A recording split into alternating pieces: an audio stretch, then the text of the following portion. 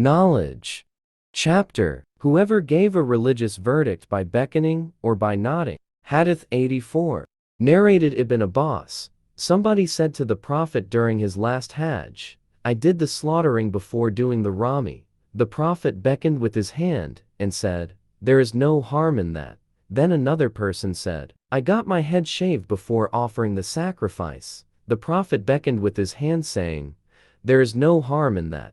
Hadith 85. Narrated Abu Huraira. The Prophet said, religious knowledge will be taken away by the death of religious scholars, ignorance in religion and afflictions will appear, and harj will increase. It was asked, what is harj, O Allah's Messenger? He replied by beckoning with his hand indicating killing. Fath al-Bari page 192. Vol. 1. Hadith 86. Narrated Asma. I'm to Aisha while she was praying, and said to her, what has happened to the people? She pointed out towards the sky. I looked towards the mosque, and saw the people offering the prayer. Aisha said, Subhanallah. I said to her, is there a sign? She nodded with her head meaning, yes. I too then stood for the prayer of eclipse, till I became nearly unconscious, and later on, poured water on my head. After the prayer, the Prophet praised and glorified Allah and then said, just now at this place, I have seen what I have never seen before, including paradise and hell. No doubt it has been inspired to me that you will be put to trials in your graves, and these trials will be like the trials of Masih Dajjal, or nearly like it. The sub-narrator is not sure which expression Asma used. You will be asked, what do you know about this man, the Prophet Muhammad? Then the faithful believer, or Asma said a similar word, will reply, he is Muhammad, Allah's messenger, who had come to us with clear evidences and guidance, and so we accepted his teachings and followed him. And he is Muhammad, and he will repeat it thrice. Then the angels will say to him, sleep in peace, as we have come to know that you were a faithful believer. On the other hand, a hypocrite or a doubtful person will reply, do not know, but I heard the people saying something, and so I said it. The same. Chapter. The Prophet urged the people mission of Abdul Qais to memorize the faith and the religious knowledge as he explained to them, and to convey to their people whom they left behind at home. Hadith 87. Narrated Abu Jamra. I was an interpreter between the people and Ibn Abbas. Once Ibn Abbas said that a delegation of the tribe of Abdul Qais came to the Prophet, who asked them, who are the people you, or who are the delegates? They replied, we are from the tribe of Rabi'a. Then the Prophet said to them, welcome.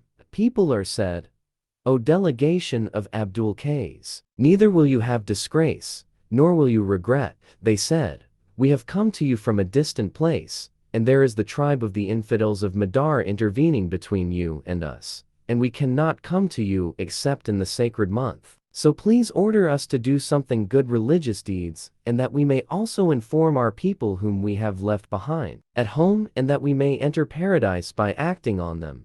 The Prophet ordered them to do 4 things, and forbade them from 4 things. He ordered them to believe in Allah alone, the Honorable, the Majestic, and said to them, do you know what is meant by believing in Allah alone? They replied, Allah and His Apostle know better. Thereupon the Prophet said, that means to testify that none has the right to be worshipped but Allah, and that Muhammad is His Apostle, to offer prayers perfectly, to pay zakat, to observe fasts during the month of Ramadan, and to pay al-Kumus 1/5 of the booty to be given in Allah's cause. Then he forbade them 4 things, namely, ad-duba, hantam, musafat, and an-nakir, or makayir. These were the names of pots in which alcoholic drinks used to be prepared. The Prophet further said, memorize them these instructions, and tell them to the people whom you have left behind. Chapter. To travel seeking an answer to a problematic matter, and to teach it to one's family. Hadith 88. Narrated Abdullah bin Abi Mulaika. Uqba bin al-Harith said that he had married the daughter of Abi Ihab bin Aziz. Later on a woman came to him and said,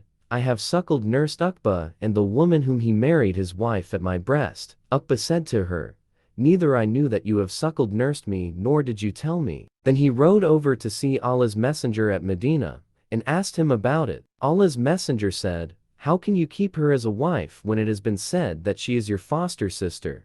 Then Uqba divorced her, and she married another man. Chapter, to fix the duties and rotation for learning religious knowledge. Hadith 89. Narrated Umar, my Ansari neighbor from Bani Umayyah bin Zayd, who used to live at Awali al-Madinah and used to visit the Prophet by turns. He used to go one day, and I another day. When I went, I used to bring the news of that day regarding the divine inspiration and other things. And when he went, he used to do the same for me. Once my Ansari friend, in his turn on returning from the Prophet, knocked violently at my door and asked if I was there. I became horrified and came out to him. He said, "Today a great thing has happened." I then went to Hafsa and saw her weeping. I asked her, "Did Allah's messenger divorce you all?" She replied, "I do not know." Then I entered upon the Prophet and said while standing, "Have you divorced your wives?" The Prophet replied in the negative. On that I said, "Allahu Akbar, Allah is greater." See Hadith number 119, Vol. 3 for details. Chapter, to be furious while preaching or teaching if one sees what one hates. Hadith 90. Narrated Abu Mazud al-Ansari, once a man said to Allah's Messenger, "O Allah's Messenger, I may not attend the compulsory congregational prayer because so and so the Imam prolongs the prayer when he leads us for it." The narrator added, "I never saw the Prophet more furious in giving advice than he was on that day." The Prophet said, "O people, some of you make others dislike good deeds, the prayers. So whoever leads the people in prayer should shorten it, because among them there are the sick, the weak, and the needy having some jobs to do.